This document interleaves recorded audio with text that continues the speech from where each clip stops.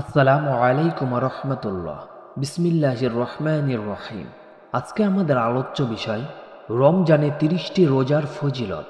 প্রিয় ইসলামী ভাইয়েরা, অন্যান্য মাসের চেয়ে রমজান মাসের রোজার ফজিলত অনেক বেশি এবং এই মাসের রোজাকেই ফরজ করে দেওয়া হয়েছে নবী করিম সাল্লাল্লাহু আলাইহি ওয়াসাল্লামের উম্মতের উপর।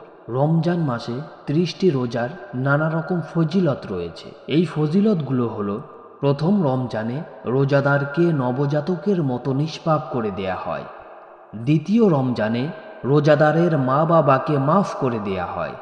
তৃতীয়, রমজানে একজন ফেরেশতা আবারও রোজদারের ক্ষমার ঘোষণা দেয়। চতুর্থ, রমজানে রোজাদারকে আসমানি বড় বড় 4 কিতাবের বর্ণ সমান সওয়াব প্রদান করা হয়।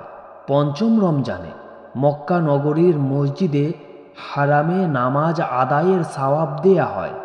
ষষ্ঠ, রমজানে ফেরেশতাদের সাথে সপ্তম আকাশে অবস্থিত বাইতুল মামুর তাওয়াফের সওয়াব প্রদান করা হয়। সপ্তম, রমজানে ফিরআউনের বিরুদ্ধে মুসা আলাইহিস সালামের পক্ষে সহযোগিতা করার সমান সওয়াব প্রদান করা হয়। অষ্টম, রমজানে রোজাদারের ওপর হযরত ইব্রাহিম আলাইহিস সালামের মতো রহমত বর্ষিত হয়। নবম, রমজানে নবী রসুলদের সাথে দাঁড়িয়ে ইবাদতের সমান সওয়াব দেওয়া হয়। দশম, রমজানে রোজাদারকে উভয় জাহানের কল্যাণ দান করা হয়। 11তম, রমজানে রোজাদারের মৃত্যু নবজাতকের ন্যায় নিষ্পাপ নিশ্চিত হয়।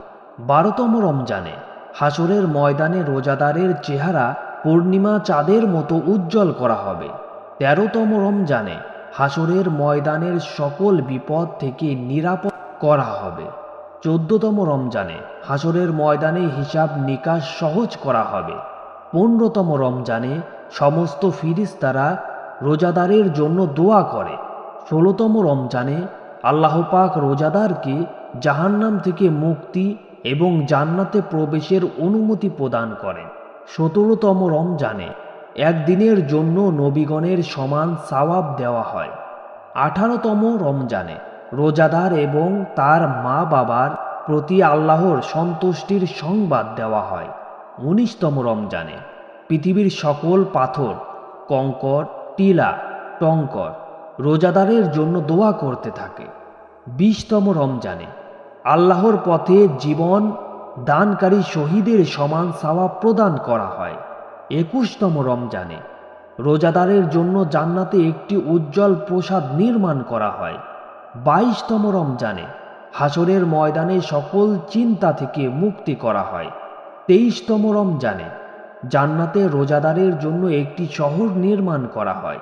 24তম, রমজানে রোজাদারের যে কোনো 24টি দোয়া কবুল করা হয়। 25তম, রমজানে কবরের শাস্তি চিরতরে বন্ধ করে দেয়া হয়। 26তম, রমজানে 40 বছর ইবাদতের সমান সওয়াব প্রদান করা হয়। 27তম, রমজানে চোখের পলকে পুলসিরাত পার করে দেওয়া হয়। 28তম, রমজানে জান্নাতের নিয়ামত দ্বিগুণ করা হয়। 29তম, রমজানে 1000 কবুল হজের সওয়াব প্রদান করা হয়।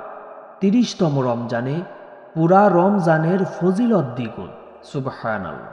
আল্লাহ তাআলা আমাদের সকলকে রমজান মাসের 30টি রোজা রাখার তৌফিক দান করুক এবং রমজান মাসে আল্লাহ তাআলার জিকির আজগার এবং নবী করিম সাল্লাল্লাহু আলাইহি ওয়াসাল্লামের ওপর বেশি বেশি দুরূদ শরীফ পড়ার তৌফিক দান করুক। আল্লাহ তাআলা আমাদের সকলকেই তৌফিক দান করুক। আমরা সকলে বলি আমিন। বিজাহিন নাবিয়িল আমিন সাল্লাল্লাহু আলাইহি ওয়াসাল্লাম। আসসালামু আলাইকুম ওয়া রাহমাতুল্লাহ।